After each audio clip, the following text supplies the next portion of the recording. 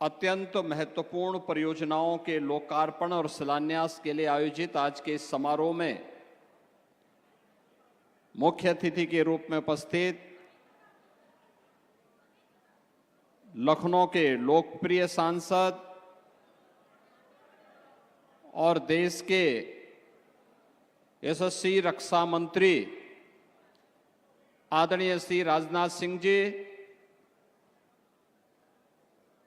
देश के अंदर इंफ्रास्ट्रक्चर को एक नए विजन के साथ आदरणीय प्रधानमंत्री जी के विजन के अनुरूप एक नए भारत का निर्माण करने वाले केंद्रीय सड़क परिवहन और राजमार्ग मंत्री आदरणीय श्री नितिन गडकरी जी, उत्तर प्रदेश सरकार के मंत्रिमंडल के मेरे सहयोगीगण, उप मुख्यमंत्री द्वय श्री केशव प्रसाद मौर्य जी, श्री ब्रजेश पाठक जी,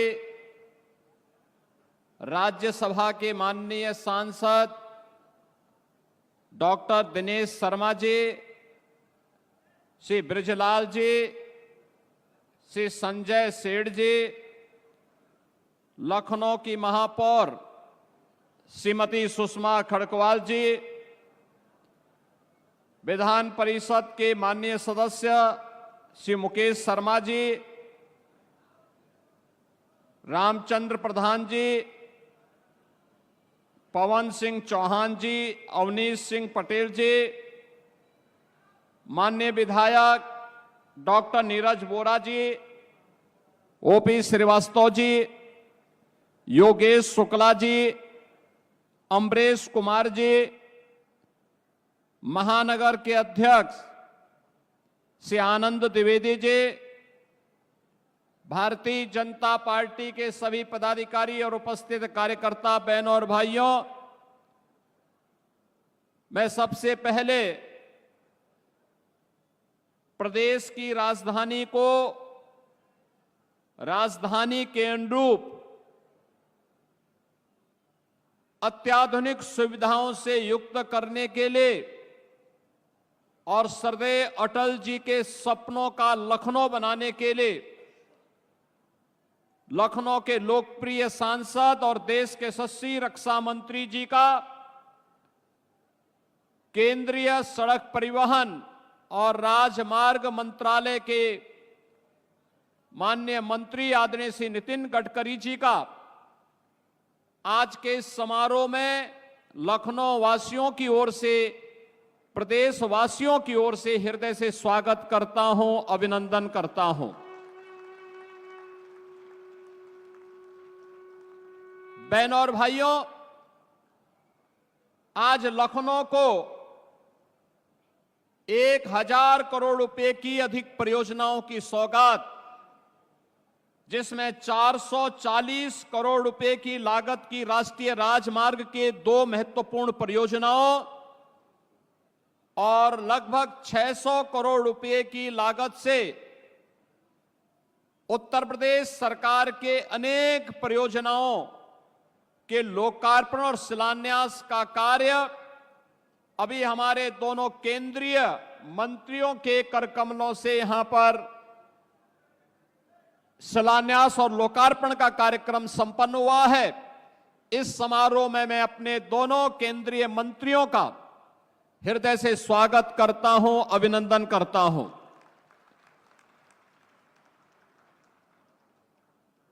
नए भारत का नया उत्तर प्रदेश, इसका अंदाजा इसी से आप लगा सकते हैं कि प्रयागराज में महाकुंभ चल रहा है और बहनों और भाइयों, महाकुंभ 13 जनवरी से प्रारंभ हुआ और आज 14 फरवरी है। 1 महीने की इस अवधि में प्रयागराज महाकुंभ में 50 करोड़ श्रद्धालु देश से आकर के मां गंगा, मां यमुना और मां सरस्वती की पावन त्रिवेणी में आस्था की डुबकी लगा करके एक भारत श्रेष्ठ भारत का संदेश लेकर के गए हैं। तो नए भारत का उत्तर प्रदेश भी आदरणीय प्रधानमंत्री जी की भावनाओं के अनुरूप उस प्रकार की अत्याधुनिक सुविधाओं से युक्त होकर के जन सुविधाओं को और सुदृढ़ कर रहा है। मैं आभारी हूं आदरणीय रक्षा मंत्री जी का, जिन्होंने न केवल लखनऊ के विकास के लिए बल्कि प्रदेश के विकास को तेजी के साथ आगे बढ़ाने के लिए अपना मार्गदर्शन और अपना पूरा सकारात्मक सक्रिय सहयोग सदैव हमें दिया है। चाहे वह डिफेंस कॉरिडोर के माध्यम से लखनऊ में भारत डायनामिक्स के ब्रह्मोस मिसाइल के निर्माण के कार्यक्रम को आगे बढ़ाने का हो, या फिर भारत डायनामिक्स के एक बड़े प्रोजेक्ट को झांसी नोड में देकर के उत्तर प्रदेश के डिफेंस कॉरिडोर के कार्यक्रम को द्रुत गति से आगे बढ़ाने का कार्य किया है। लखनऊ के समग्र विकास को लेकर के स्टेट कैपिटल रीजन की तर्ज पर लखनऊ का विकास हो, उस प्रकार की सुविधाएं मिले, उनका जो मार्गदर्शन था उसी को प्रभावी ढंग से लागू करते हुए आज इसे देश के बड़े मेट्रो सिटी के रूप में लखनऊ को आगे बढ़ाने का कार्य किया जा रहा है। लखनऊ की ग्रीन कॉरिडोर के निर्माण का कार्य हो, किसान पथ के निर्माण का कार्य हो, या फिर इंटरनेशनल कन्वेंशन सेंटर के निर्माण के कार्यक्रम को आगे बढ़ाने का कार्यक्रम, इंटरनेशनल एयरपोर्ट का कार्यक्रम हो, या फिर लखनऊ की बेहतरीन कनेक्टिविटी को जोड़ने के लिए यमुना एक्सप्रेसवे को पूर्वांचल एक्सप्रेसवे के साथ जोड़ते हुए लखनऊ को उसका जंक्शन बनाना, ये सभी कार्य तेजी के साथ आगे बढ़ रहे हैं। बहनों और भाइयों, यहां की एक एक जन सुविधा को लेकर के, आम जन की सुविधा को लेकर के, यहां के पब्लिक ट्रांसपोर्ट को लेकर के, यहां के सामान्य नागरिकों के सुविधाओं को लेकर के एक लोकप्रिय जनप्रतिनिधि के रूप में माननीय रक्षा मंत्री जी का मार्गदर्शन निरंतर प्राप्त होता है। आज उसी का परिणाम है कि लखनऊ श्रद्धेय अटल जी की भावनाओं के अनुरूप आप एक बड़े महानगर के साथ साथ उत्तर प्रदेश का तो सबसे बड़ा महानगर आज के दिन पर लखनऊ है ही, लेकिन अत्याधुनिक सुविधाओं से युक्त महानगर भी हो रहा है। अब यहां पे न केवल एरो सिटी के लिए बल्कि एक एआई सिटी के रूप में भी लखनऊ को आगे बढ़ाने का कार्य डबल इंजन की भारतीय जनता पार्टी की सरकार कर रही है। प्रयागराज में महाकुंभ का आयोजन जहां हो रहा है, उस महाकुंभ के आयोजन स्थल पर भी आदरणीय प्रधानमंत्री जी की प्रेरणा से जो कुंभ स्थल है, यह भी डिफेंस की ही लैंड है, और उस लैंड पर हर वर्ष जब भी माघ मेला होता है, जब भी कुंभ का आयोजन, महाकुंभ का आयोजन होता है, उत्तर प्रदेश सरकार को लीज पर भूमि प्राप्त हो जाती है। और पिछले 8 वर्ष के अंदर जो भी आयोजन हुए हैं, बड़ी सहजता के साथ वह भूमि मिली, और अब तो पहली बार यह भी देखने को मिला कि अक्षय वट के दर्शन भी वहां पे श्रद्धालु कर रहा है, पातालपुरी के दर्शन कर रहा है, सरस्वती कूप के दर्शन कर रहा है। एक नए कॉरिडोर के रूप में सभी विकसित हो गए हैं।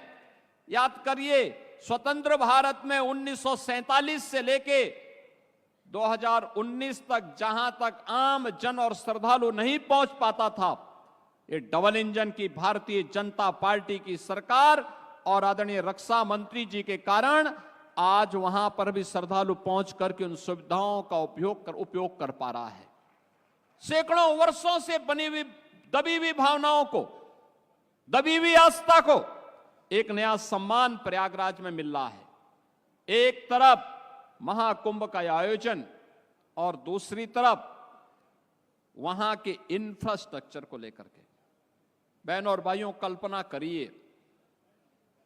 करिए 50 करोड़ श्रद्धालु जिस प्रयागराज में आज तक स्नान करेंगे, एक महीने की इस अवधि के दौरान वे श्रद्धालु आए होंगे और सर्वाधिक श्रद्धालु आए हैं सड़क मार्ग से। वहां पे रेलवे की बेहतरीन सुविधा हुई, सैकड़ों की संख्या में मेरा स्पेशल भी चलाई गई। एयर कनेक्टिविटी के लिए 40 रेगुलर फ्लाइट प्रतिदिन प्रयागराज को देश के अलग अलग कोनों को जोड़ रही हैं। लेकिन सड़क मार्ग से सर्वाधिक वाहन प्रयागराज पहुंचे हैं और सड़क मार्ग की बेहतरीन कनेक्टिविटी करने का श्रेय अगर किसी को जाता है तो आदरणीय प्रधानमंत्री जी के मार्गदर्शन में आदरणीय नितिन गडकरी जी को। एक एक कार्य को कुंभ के पहले, महाकुंभ के पहले स्वयं आकर के उन्होंने इन सभी परियोजनाओं का रिव्यू किया, युद्ध स्तर पर कार्य को आगे बढ़ाया। परिणाम है कि मौनी अमावस्या के दिन 8 करोड़ श्रद्धालुओं ने पावन संगम में आस्था की डुबकी लगाई और सकुशल निकल भी गए। दुनिया के अंदर कहीं नहीं हो सकता। ये केवल और केवल ये डबल इंजन की सरकार ही इस प्रकार के आयोजन के साथ जुड़ सकती है। के अंदर 140 करोड़ की आबादी, इसमें 110 करोड़ की आबादी सनातन धर्मावलंबी है और उसमें से 50 करोड़ लोग आज तक आस्था की डुबकी प्रयागराज में लगा चुके होंगे।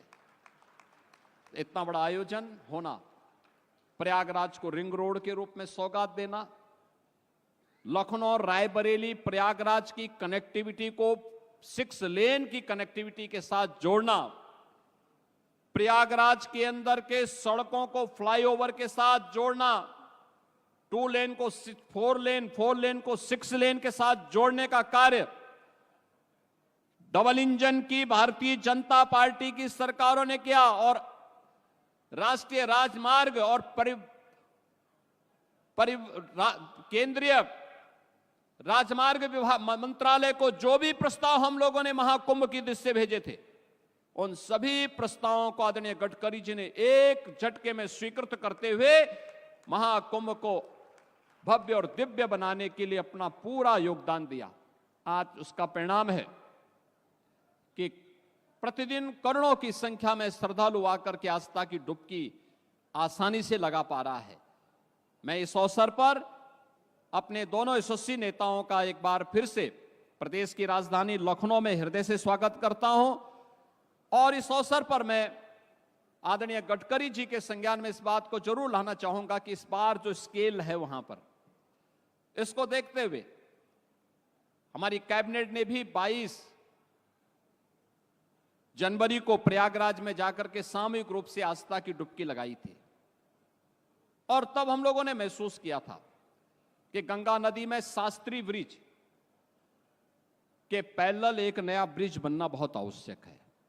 जो लोड है वहां पे ट्रैफिक का, नैनी में सिग्नेचर ब्रिज, यमुना नदी के ऊपर नैनी में सिग्नेचर ब्रिज के ऊपर एक नया ब्रिज उसके पैरेलल बनना आवश्यक है, क्योंकि प्रयागराज के साथ साथ आने वाले हर वर्ष वहां माघ मेला लगता है, हर वर्ष वहां पे हर 6 वर्ष में कुंभ का और 12 वर्ष में महाकुंभ के आयोजन के साथ हमें जुड़ने का अवसर प्राप्त होता है। ये सभी आयोजन और इस दृष्टि से हम लोग इन सभी आयोजनों के साथ जो कुछ भी कार्य कर पाते हैं, बहनों और भाइयों, वह यहाँ पे टूरिज्म को उतना ही गुना आगे बढ़ाता है। ये मान के चलिए, ये जो 50-55 करोड़ लोग उत्तर प्रदेश में महाकुंभ के आयोजन के साथ जुड़ेंगे, ये उत्तर प्रदेश और देश की इकोनॉमी को कितना इसको बूस्ट प्राप्त मिलेगा, इसका अनुमान आप कर सकते हैं। मेरा अनुमान है कि उत्तर प्रदेश की अकेली अर्थव्यवस्था को महाकुंभ प्रयागराज के माध्यम से 3 लाख करोड़ रुपए की नई बढ़ोतरी होने जा रही है। जो लोग उंगली उठाते हैं कि 6,000 5,000 करोड़ रुपए खर्च कर दिए कुंभ में, ये 6,000 और 5 करोड़ कुंभ में ही नहीं किए हैं, प्रयागराज सिटी के रिनोवेशन में भी खर्च किए हैं। कुंभ के आयोजन में कुल 1,500 करोड़ रुपए खर्च हुए हैं और बदले में अगर उत्तर प्रदेश को 3 लाख करोड़ रुपए का लाभ होता हो और यहां की अर्थव्यवस्था सुदृढ़ होती हो, तो मुझे लगता है कि यह उत्तर प्रदेश के नौजवानों के लिए, उत्तर प्रदेश की जनता जनार्दन के लिए और नए भारत के नए उत्तर प्रदेश के लिए, जिसे हम आदरणीय प्रधानमंत्री जी की प्रेरणा से भारत के ग्रोथ इंजन के रूप में स्थापित कर रहे हैं, उस दृष्टि से अत्यंत उपयुक्त है और समीचीन है। आज के इस अवसर पर लखनऊ को इन सभी परियोजनाओं का यहां पर उपहार देने के लिए आदरणीय रक्षा मंत्री जी का, केंद्रीय सड़क परिवहन और राजमार्ग मंत्री जी का मैं एक बार फिर से हृदय से आभार व्यक्त करते हुए हृदय से स्वागत करता हूं, अभिनंदन करता हूं। धन्यवाद। जय हिंद।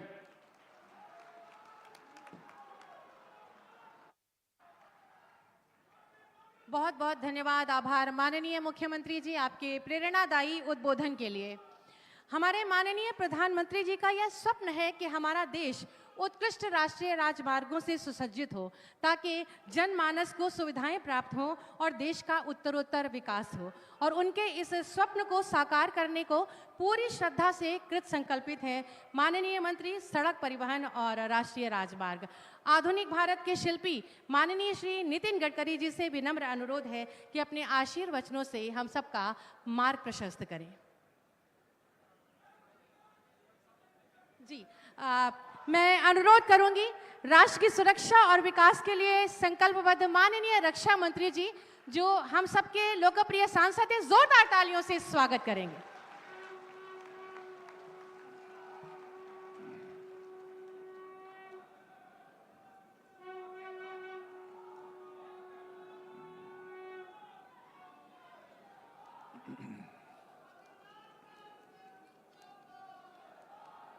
सड़क परिवहन मंत्री, बोलिए भारत माता की, भारत माता की। यह हुई बात। सड़क परिवहन मंत्री भारत सरकार, मेरे मित्र श्री नितिन गडकरी जी और उत्तर प्रदेश के यशस्वी मुख्यमंत्री, जिन्हें मैं कहूं कि सचमुच उत्तर प्रदेश में करिश्माई काम किया है तो एक कहना अतिशयोक्तिपूर्ण नहीं होगा, श्रीमान योगी आदित्यनाथ जी, उत्तर प्रदेश सरकार के उप मुख्यमंत्री जी श्री केशव प्रसाद जी मौर्य, दूसरे उप मुख्यमंत्री श्री ब्रजेश जी पाठक, सांसद राज्यसभा डॉक्टर दिनेश जी शर्मा, श्री ब्रिजलाल जी, श्री संजय सेठ जी, महापौर लखनऊ श्रीमती सुषमा खरकवाल, सदस्य विधान परिषद श्री मुकेश शर्मा, महानगर अध्यक्ष लखनऊ श्री आनंद द्विवेदी, विधायक डॉक्टर नीरज बोरा, विधायक ओपी श्रीवास्तव, श्री योगेश शुक्ला विधायक, श्री अमरेश कुमार विधायक, श्री रामचंद्र प्रधान एमएलसी, संतोष सिंह एमएलसी और इंजीनियर अवनीश सिंह पटेल सदस्य विधान परिषद, और इस कार्यक्रम में मौजूद मेरे सभी सम्मानित बहनों एवं भाइयों।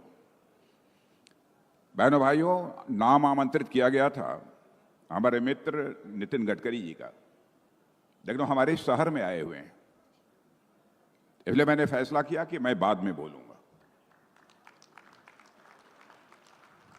और हमें कुछ देने के लिए आए, लेने के लिए नहीं आए। मैं लखनऊ वासियों को यही कहना चाहूंगा कि जो भी विकास इस लखनऊ में आपको दिख रहा है, जो कुछ भी मैं कर पाया हूं, उसमें हमारे उत्तर प्रदेश के मुख्यमंत्री श्रीमान योगी आदित्यनाथ जी और हमारे केंद्रीय सड़क परिवहन मंत्री श्री नितिन गडकरी जी का ही पूरा योगदान है। मुझे नहीं मालूम है कि जो कुछ भी मैंने कहा हो उसमें से एक भी काम ऐसा शेष बचा हो जिसे इन लोगों ने पूरा न किया हो।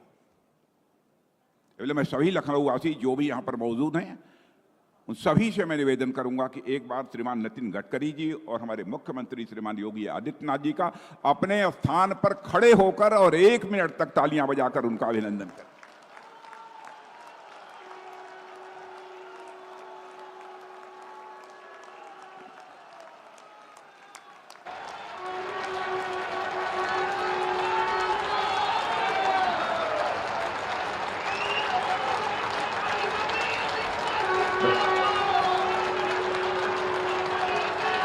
इधर के लोग थक गए, इधर के लोग थक गए क्या? इधर थक गए क्या? बैठ जाइए, बोलिए भारत माता की, भारत माता की। बहनों भाइयों, जो काम हो रहा है यह कोई साधारण काम नहीं है। और आप भी सोचते होंगे कि ऐसे काम होते रहते हैं। आपको शायद इस बात का अनुमान नहीं होगा, पूरे विश्व में एक सर्वेक्षण हुआ है और वह सर्वेक्षण आज के 6-7 साल पहले हुआ, 6 साल पहले। उसमें कहा गया है कि उत्तर प्रदेश की राजधानी लखनऊ का जितनी तेजी के साथ विकास हो रहा है, उसको देखते हुए एक अजीबोगरीब स्थिति यहां पर पैदा हो गई है। और सर्वेक्षण में कहा है कि पूरे विश्व में विभिन्न शहरों की जो जमीनें हैं तो उनकी कीमतें जहां सर्वाधिक हैं, उन विश्व के 10 देशों में आपके लखनऊ का नाम आ गया है। मेरे बहनों भाइयों, आपके लखनऊ का नाम आ गया।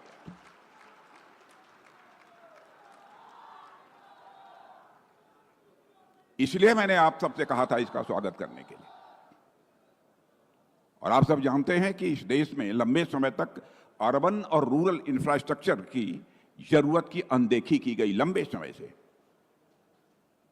और मैं मानता हूं कि पहली बार रूरल और अर्बन इंफ्रास्ट्रक्चर के विकास की चिंता किसी प्रधानमंत्री ने की तो हमारे स्वर्गीय अटल बिहारी वाजपेयी जी ने की, जिनका यह संसदीय निर्वाचन क्षेत्र था।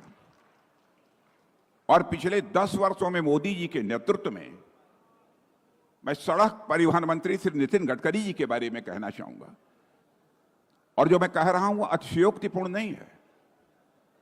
सचमुच नितिन गडकरी जी ने इंफ्रास्ट्रक्चर के मामले में भारत के अंदर एक इंफ्रास्ट्रक्चर रिवॉल्यूशन ला दिया है, इंफ्रास्ट्रक्चर क्रांति ला दी है। यदि मैं ये कहूं तो ये कहना अतिशयोक्तिपूर्ण नहीं होगा। और जिस बड़े पैमाने पर काम हो रहा है,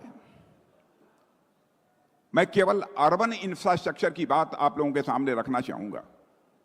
आपको स्वयं ही यह अनुमान हो जाएगा कि कितनी तेजी के साथ काम हो रहा है और सरकार कितनी बड़ी धनराशि खर्च कर रही है।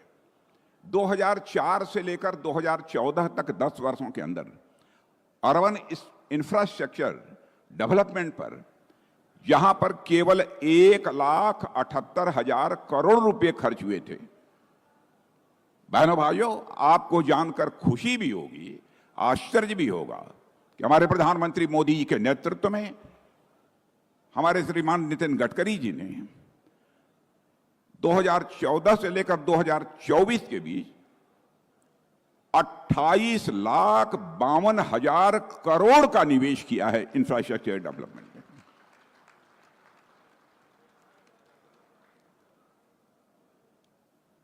और लखनऊ में मेट्रो की सुविधा के बारे में भी मैं यहां पर चर्चा करना चाहूंगा। यहां के मुख्यमंत्री श्रीमान योगी आदित्यनाथ जी ने एक प्रस्ताव भारत सरकार को, जितना बन चुका है 23 किलोमीटर इसके अतिरिक्त के लिए भेजा है। और शायद वह क्षेत्र है चारबाग से लेकर बसंत कुंज तक का। साथियों, आज मैं आपको जानकारी देना चाहता हूं, इस संबंध में मैंने स्वयं केंद्र के शहरी विकास मंत्री से बात की है कि भाई अभी तक यह क्यों रुका हुआ है, इसकी स्वीकृति क्यों नहीं मिली। उन्होंने कहा कि रेलवे मंत्रालय ने इसमें क्वेरी की है और क्वेरी का जवाब उत्तर प्रदेश सरकार से आ जाने के बाद हम इसको चटपट क्लियरेंस देंगे। विद इन 2 डेज इसका क्लियरेंस हम आपको दे देंगे। और मैं समझता हूं कि उत्तर प्रदेश सरकार में काम कितनी तेजी के साथ हो रहा है किसी को बतलाने की आवश्यकता नहीं। और यूं ही इस क्वेरी का जवाब वहां पहुंचेगा, और वह भी उत्तर प्रदेश सरकार को देना होता तो पहुंच गया होता, रेलवे मंत्रालय को देना है। और मैं रेल मंत्री से भी इस संबंध में बात करूंगा कि जल्दी से यहां से जो क्वेरी है उसका जवाब चला जाए। और इसका जवाब जाने के बाद मैं आप सबको बतलाना चाहता हूं कि विद इन 2 डेज चारबाग से लेकर बसंत कुंज 11.16 किलोमीटर की मेट्रो रेल का भी काम प्रारंभ हो जाएगा।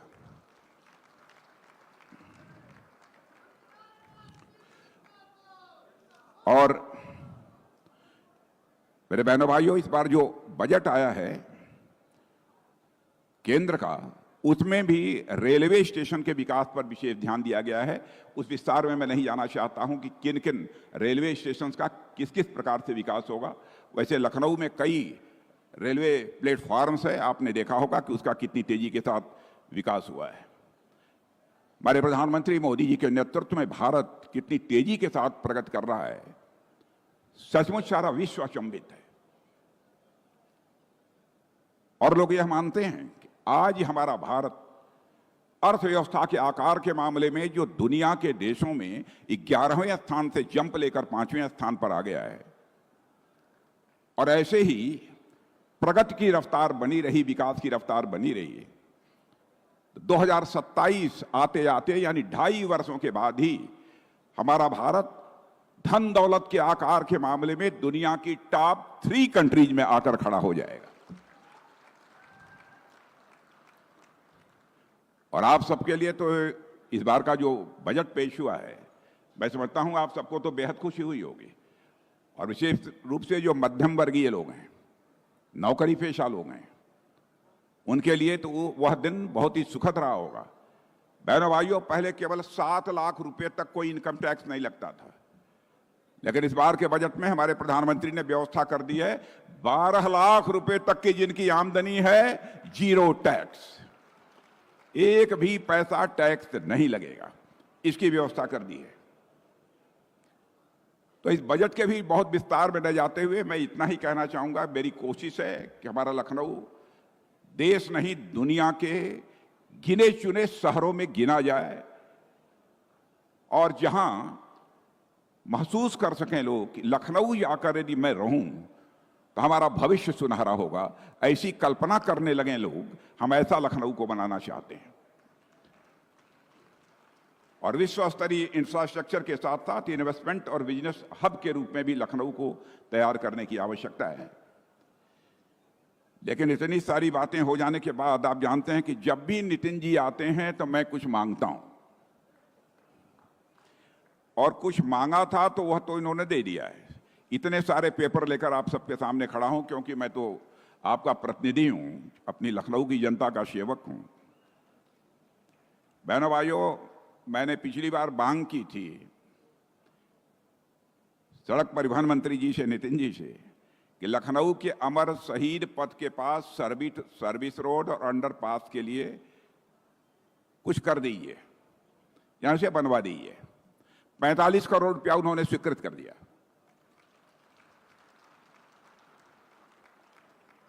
यह भी मैंने अनुरोध किया था कि नितिन जी महबूबाबाद कुर्सी रोड, महमूदाबाद कुर्सी लखनऊ रोड के रेल क्रॉसिंग पर आरओबी एक बननी चाहिए। 120 करोड़ रुपया स्वीकृत हो गया। यह भी अनुरोध किया था कि नागराम नीलमाथा रोड के क्रॉसिंग पर आरओबी बननी चाहिए। नितिन जी ने कहा ओके, और उसके लिए भी 30 करोड़ स्वीकृत कर दिया। लहरपुर खैराबाद रोड क्रॉसिंग पर आरओबी के लिए भी अनुरोध किया था, और हमारे सड़क परिवहन मंत्री नितिन जी ने कहा कि ओके, 110 करोड़ का स्वीकृत हो गया। मेरे बहनों भाइयों, इतना स्वीकृत होने के बाद धीरे से तालियां बज रही हैं।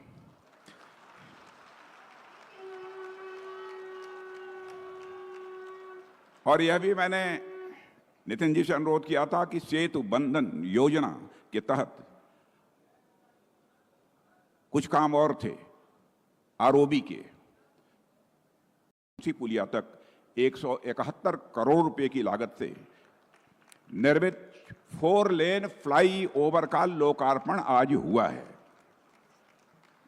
और इसके साथ ही सेक्टर 25 इंदिरा नगर से खुर्रम नगर चौराहे के ऊपर से कल्याणपुर चौराहे के पास तक 2.7 किलोमीटर लंबे 270 करोड़ रुपए से निर्मित 4 लेन फ्लाई ओवर का भी लोकार्पण यहां संपन्न हो गया है। यह दोनों fly over highway Lucknow Ayodhya और लखनऊ सीतापुर दिल्ली को जोड़ने वाले हाईवे 24A पर स्थित हैं। और मैं यह भी आपको जानकारी देना चाहूंगा कि मेरे प्यारे भाइयों, ऐतिहासिक रूप से यह उल्लेखनीय है कि वर्ष 99-2000 में जब लखनऊ अयोध्या हाईवे को लखनऊ कानपुर हाईवे से जोड़ने की मांग हुई थी, तो उसको स्वीकार करके लिंक रोड बनवाई गई, जो वर्तमान में अमर शहीद पथ के नाम से जानी जाती है। अटल बिहारी वाजपेयी जी उस समय थे।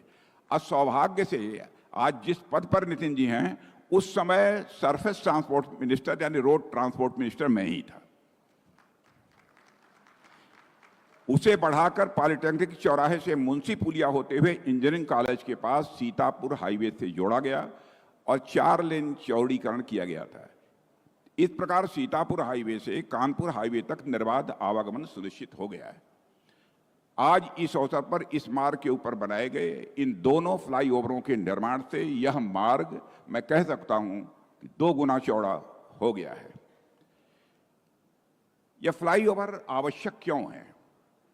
विगत 25 वर्षों में जहां हाईवे ट्रैफिक में तेजी के साथ वृद्धि हुई है, इसे सभी स्वीकार करते हैं, वहीं लखनऊ में रजिस्टर्ड वाहनों की संख्या 5 लाख से बढ़कर 29 लाख पार कर गई है। यह ताली बजाने वाली बात नहीं है। रजिस्टर्ड वाहनों की संख्या 25 वर्षों में 5 लाख से बढ़कर 29 लाख हो गई है। इसलिए आवश्यक था कि यह फ्लाईओवर न बने होते तो आप यह कल्पना कर लीजिए कि लखनऊ की आज हालत कैसी होती। और यह इसलिए भी आवश्यक था, जितनी गति तेज होगी उतनी ही तेजी से उस क्षेत्र का, उस राज्य का और उस देश का तेजी से विकास होगा। जितनी तेज गति उतनी तेज आर्थिक प्रगति। एक यह सामान्य सिद्धांत है। इसीलिए इस पर मैंने विशेष बल दिया था कि हमारे लखनऊ का विकास तेजी के साथ हो। इस दिशा में अब तक आउटर रिंग रोड और 15 फ्लाईओवर अंडरपास बनकर चलने लगे हैं। मैं आपको जानकारी दे रहा हूं, अब तक 15 flyover outer ring road 104 kilometre की चल रही है। जब मैं प्लेन से आ रहा था तो प्लेन से नीचे रिंग रोड को मैं देख रहा था। बहनों भाइयों, बड़ी संख्या में ट्रक गाड़ियां रिंग रोड पर चल रही थी। मैं यही सोच रहा था कि यह रिंग रोड न बना होता और हमारे नितिन जी ने इसमें सहयोग न किया होता, इस काम को न किया होता, आज हमारे लखनऊ की हालत क्या होती है। इसके अतिरिक्त 8 फ्लाईओवर अंडरपास का निर्माण इस समय चल रहा है। लखनऊ कानपुर हाईवे का बनी तक 6 लेन भी पूरा हो चुका है और 67 किलोमीटर लंबी लखनऊ कानपुर एक्सप्रेसवे का निर्माण अगले 3 महीने में पूरा हो जाएगा, जिसे लखनऊ से कानपुर तक की दूरी केवल 40 मिनट में पूरी होगी। और आज उसी का अवलोकन करके, उसी का निरीक्षण करके नितिन जी इस कार्यक्रम में भाग लेने के लिए आए हैं। और जिस नई टेक्नोलॉजी का प्रयोग वह कर रहे हैं इस कानपुर लखनऊ रोड को बनाने में, उसकी जानकारी अभी एक प्रेजेंटेशन के माध्यम से आप सबको सामने प्रस्तुत की गई है। सड़क मार्ग के अतिरिक्त रेल यातायात भी तेज और सुगम करने के कार्य हुए हैं लखनऊ में। Gomti Nagar railway terminus, Gomti Nagar railway station जिस तरीके का बना है, बहनों भाइयों, मैं कह सकता हूं कि भारत के अंदर शायद कोई ऐसा रेलवे स्टेशन आपको देखने को नहीं मिलेगा। चारबाग स्टेशन का उच्चीकरण, Alamnagar satellite station, Aishbagh station, Badshah Nagar station का नवीनीकरण यह हो चुका है, करने की आवश्यकता नहीं, हो गया है। ट्रांसपोर्ट नगर और त्रेटिया स्टेशन के उच्चीकरण करके रेल यातायात को और अभी तेज और सुगम बनाने की कोशिश हो रही है। तो उस समय आउटर रिंग रोड का काम तो पूरा हो गया है, उसके बारे में चर्चा नहीं। मैं एक जानकारी ये भी देना चाहता हूं आपको। लखनऊ में बढ़ती हुई यात्रियों की संख्या को देखते हुए संपूर्ण हमारा जो लखनऊ एयरपोर्ट है उसको अपग्रेड करने का प्रारंभ हुआ और वो हो चुका है, उसका लोकार्पण भी हो चुका है। अब हवाई पट्टी लगभग 700 मीटर बढ़ाई जा रही है। आपकी जानकारी के लिए यहाँ की हवाई पट्टी जितनी है अब उससे 700 मीटर और बड़ी की जा रही है, ताकि वाशिंगटन, पेरिस से आने वाले जहाज भी लखनऊ में उतर सकें। और अयोध्या में श्री राम मंदिर की प्राण प्रतिष्ठा हो जाने के बाद और काशी विश्वनाथ धाम बन जाने के बाद अंतर्राष्ट्रीय धार्मिक पर्यटकों की संख्या में तेजी के साथ वृद्धि हुई है। और मेरा मानना है कि इसके परिणाम स्वरूप हमारे इस लखनऊ की और उत्तर प्रदेश की आर्थिक वृद्धि भी उतनी ही तेजी के साथ होगी। इस चतुर्दिक विकास के फलस्वरूप real estate, warehousing, hotel industry और विशेषज्ञ चिकित्सा हेतु अस्पतालों की स्थापना की श्रृंखला भी लखनऊ में तेजी के साथ बढ़ी है। 2020 में जिस डिफेंस नोड की मुख्यमंत्री जी ने चर्चा की है, उस पर कई उद्योग लग रहे हैं और मैं आपको यह जानकारी देना चाहता हूं कि ब्रह्मोस मिसाइल वो यहां पर बनाने का काम जो होगा लखनऊ में, अब उसका उद्घाटन भी संभवतः मैं इसी मई अथवा जून महीने में कर दूंगा और यह काम यहां पर प्रारंभ हो जाएगा। और हमारे माननीय मुख्यमंत्री जी ने स्टेट कैपिटल रीजन की घोषणा की है और मैं मानता हूं कि इसके विकसित हो जाने के बाद आर्थिक प्रगति और अधिक तेज होगी, ऐसा मेरा मानना है। और मेरे बहनों भाइयों, सड़क परिवहन मंत्री श्रीमान नितिन गडकरी जी द्वारा लखनऊ कानपुर एक्सप्रेसवे के शिलान्यास समारोह के अवसर पर बनी मोहनलाल गोसाईगंज मार्ग को 4 लेन चौड़ीकरण और नेशनल हाईवे बनाने की मांग स्वीकार करते हुए घोषणा उनके द्वारा की गई थी। मैं अनुरोध करना चाहूंगा कि इस पर शीघ्र ही कार्य अब प्रारंभ हो जाए तो ज्यादा अच्छा रहेगा।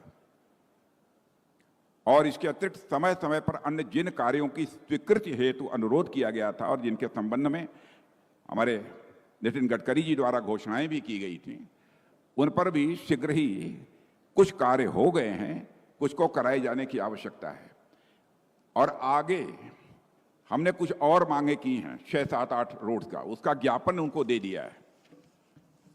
ज्ञापन की कॉपी है, जरा जनता को पढ़ के सुना दें, अपने हमारे मतदाता हैं, ये है कॉपी है जो दिया है अभी नितिन जी को।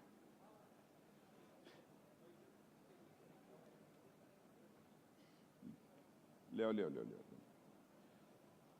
यहाँ नेता के रूप में नहीं बोलता, यहाँ मैं प्रतिनिधि, जनता के प्रतिनिधि के रूप में मैं बोल रहा हूँ। मेरे बहन भाइयों,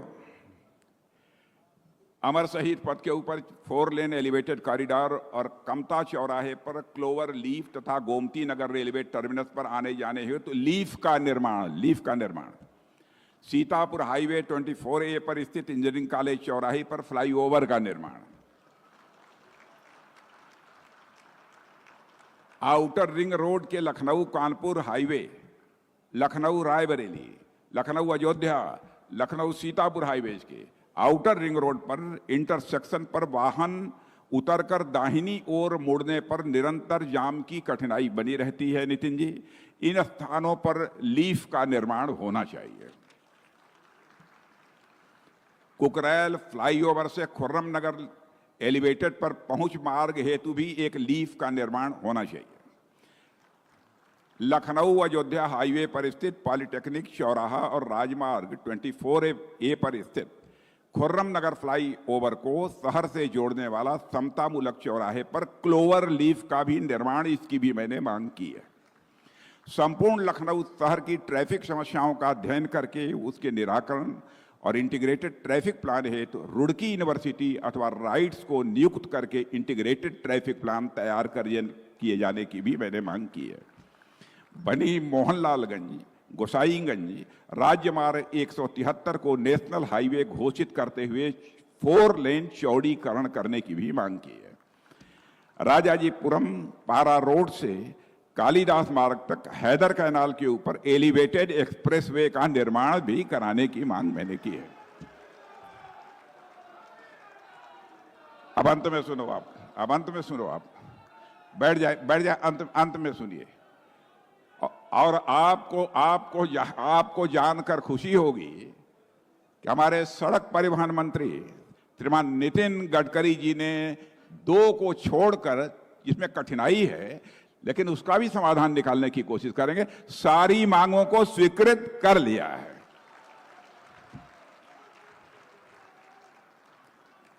मैं पुनः नितिन जी के प्रति आभार व्यक्त करता हूं कि जिस तरीके से दिल खोल कर उन्होंने लखनऊ के विकास में सहयोग किया है। और इस अवसर पर इससे ज्यादा न कहते हुए मित्रों, अब मैं सीधे आमंत्रित करता हूं सड़क परिवहन मंत्री श्रीमान नितिन गडकरी जी को कि वह आएं और अपने यहां पर विचार व्यक्त करें। एक बार फिर से खड़े होकर उनका स्वागत कर दीजिए आप लोग।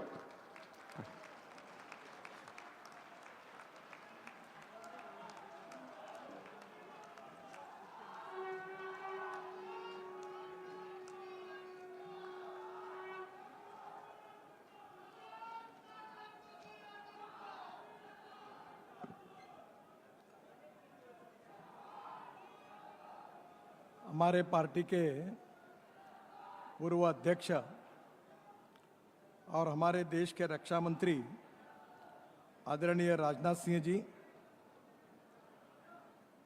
उत्तर प्रदेश को प्रगतिशील, समृद्ध और संपन्न बनाने का संकल्प जिन्होंने किया है और सही अर्थ में उत्तर प्रदेश में राम राज्य की स्थापना करने में जो कामयाब हुए हैं, ऐसे हमारे लोकप्रिय मुख्यमंत्री योगी आदित्यनाथ जी, उप मुख्यमंत्री केशव प्रसाद जी, ब्रजेश पाठक जी, हमारे राज्यसभा के सांसद डॉक्टर दिनेश शर्मा जी, ब्रिजलाल जी, संजय सेठ जी, लखनऊ की महापौर सुषमा जी, मंच पर उपस्थित सभी हमारे पदाधिकारीगण, अधिकारीगण और उपस्थित सभी भाई और बहनों, हमारे प्रधानमंत्री जी ने यह संकल्प किया है कि हमारे देश को विश्व गुरु बनाना है। दुनिया की सबसे 3rd लार्जेस्ट इकोनॉमी हिंदुस्तान को बनाना है। $5 ट्रिलियन की इकोनॉमी बनाना है। और सही अर्थ में ये सपना अगर पूरा करना है तो हमें हमारे इंफ्रास्ट्रक्चर को डेवलप करना होगा। Water, power, transport and communication, ये 4 मूलभूत इंफ्रास्ट्रक्चर है। और अगर इंफ्रास्ट्रक्चर विकसित हुआ तो कैपिटल इन्वेस्टमेंट, उद्योग व्यापार में वृद्धि होगी, रोजगार का निर्माण होगा, गरीबी दूर होगी और निश्चित रूप से हमारा देश विश्व गुरु बनेगा। ऐसा सपना आदरणीय प्रधानमंत्री जी का है। और ये अगर पूरा करना है तो हमारे जो विकसनशील राज्य है उनका भी कंट्रीब्यूशन उतना ही महत्वपूर्ण है। मैं महाराष्ट्र से आता हूं और अभी 8 दिन पहले मैं विदर्भ क्षेत्र से आता हूं। देवेंद्र फडणवीस जी भी और हम दोनों नागपुर के हैं और हमारे यहां हमने अभी एडवांटेज विदर्भ का कार्यक्रम किया था और हमारे रीजन में 9.5 लाख करोड़ की इंडस्ट्रीज आ रही है।